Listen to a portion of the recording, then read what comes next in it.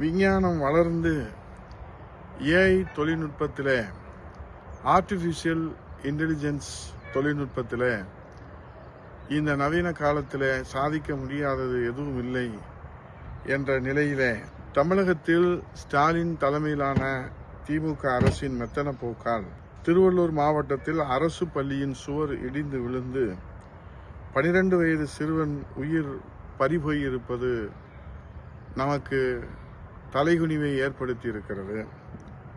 சிறுவனின் பெற்றோர் மகனின் எதிர்காலம் குறித்து எத்தனை கனவு கண்டிருப்பார்கள்.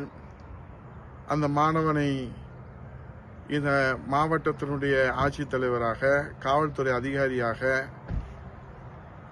நீதிபதியாக, விஞ்ஞானியாக, இந்த விவசாயியாக, இப்படி பல்வேறு நிலைகளிலே மருத்துவராக, இன்ஜினியராக, வழக்கறிஞராக அவன் உருவாகி இந்த நாட்டிற்கும் நம் வீட்டிற்கும் சேவை செய்வான் என்று கனவு கண்டு கொண்டிருக்கிற பெற்றோர்களின் தலையில் இடி விழுந்ததைப் போல அந்த 12 வயது பிஞ்சு குழந்தையினுடைய உயிர் துடிதுடிக்க பறிபோயிருப்பது இந்த அரசினுடைய சாபக்கேடாகத்தான் இருக்கிறது.